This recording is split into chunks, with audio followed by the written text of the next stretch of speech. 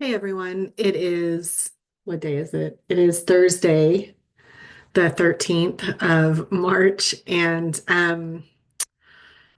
it is 2 months out from my surgery date for my prophylactic preventative double mastectomy with DIEP Flap reconstruction. And I received one of my first surgery packets in the mail, got post-op appointments on the calendar, and yeah, holy shit, this is real and coming very fast. And with all the activity the last weeks of the MRI and then the ultrasound and then the biopsy, it's a lot. It's a lot. But it's actually been really affirming for me of why I'm doing this. The biopsy has scared the bejesus out of me, and it really has made this choice very easy in a way. I think kind of all the way around, I knew from the moment I was confirmed that I was BRCA1 that I was going to go down this road. But this whole needing to do an MRI, waiting 6 months and doing a mammogram, waiting 6 months and doing an MRI, the potential of having to go through this biopsy situation over and over, like, no, no, I don't want to do that. The anxiety that this has brought on has been enough to just literally set me straight. I'm like, take them. um, but also that, I'm trying to sit here and realize that this biopsy could come back and they could say, yeah, it's cancer. And I just don't know how to deal with that just yet. I'm still really holding out hope that that is not the case, but then also trying to prepare myself if I hear those words. And in some ways, it almost feels like a self-fulfilled prophecy, or if you will, or fate, because I've been scared to hear those words my whole life and have escaped it up until this point. And the moment I get this genetic test result and I choose preventative action as the time when all of a sudden it's like, oh, and hey, by the way, you have cancer. So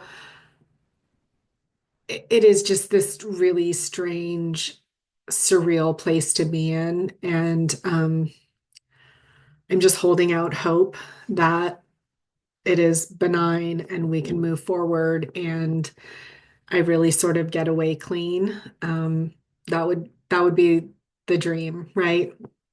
So, but yeah, 2 months from today, I check into the hospital at 6 a.m. I go into surgery at 7:30, and however many hours later, I come out as Danny 2.0.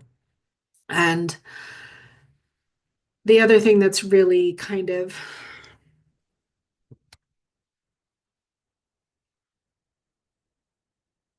just making me think a lot about is how to let go of these parts of me,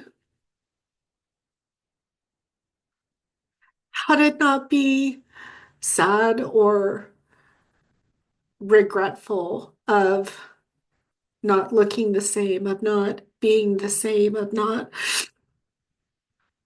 being the original me. And it's weird. Um, there's part of me that is excited for being on the other side and having that weight lifted, provided my biopsy comes back clean and I don't have cancer and I can be on the other side and just be like, I'll take it. I'll take what you give me. Um, but also trying to just be in a place where I can accept changing my body, and loving the results no matter how they come out. Because I'm in chat groups and support groups with women who don't like the way they look, whether they did direct to implant or they did deep flap or they, did aesthetic flat closure, that struggle with their image. And so I think a lot about that. I think about that as I'm leading up to this surgery. And so, and it's just hard. It's just a difficult thing. It's one thing, I think, if you go into like, I want a breast augmentation and I want bigger boobs and whatever, and you kind of go through that process. And even then, women don't always love their results, right? But that's sort of a happy choice, if you will, versus this. This is kind of a decision to prevent getting a dreadful disease, but hopefully coming out on the other side looking as much like your original self as you can. It's a very, it's a very strange thing. So I don't know, I feel like I'm rambling now, but Um, so that's hard. So I'm thinking a lot about that. And then I'm also thinking about I have 2 months to go before surgery, and holy shit, there's a lot to do. I am still working on my weight loss. I'm having some success, not as much as I was hoping so far, but 2 months to go. So we'll see how that goes.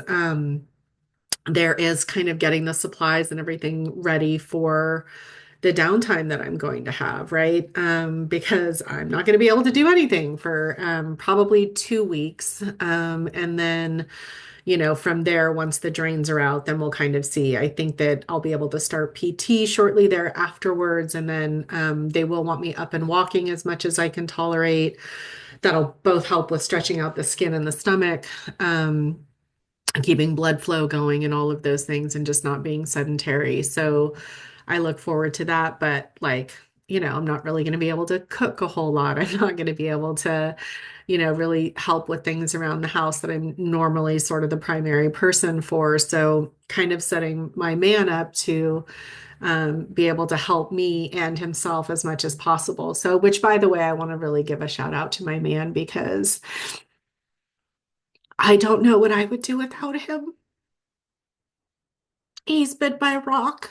Um, and I'm grateful for that. He's gone to every appointment. He's been a good sounding board. He's been really good at kind of holding me down when I'm spinning out with the mind monkeys. And I hope everybody who's going through this has a person, spouse, partner, lover, friend, family that can really help them through this process because yeah, it's a lot. It's a lot going on inside. So shout out to him. I love him.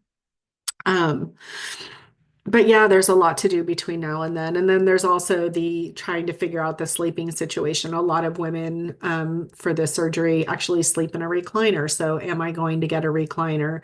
Am I going to try to stay in bed with, these special kind of surgical wedges and things that you use to kind of keep you propped up? So um, because of the way that the surgery is for DIEP flap, you can't really use your abdominal muscles for a lot. And you can't really use your arms either. So, leg power is where it's at. Excuse me. So what does that look like? So trying to figure out that situation. I need to get a shower chair. I need to figure out how I'm going to get up and down my stairs every day. So, there's all these kinds of logistical things that I need to figure out.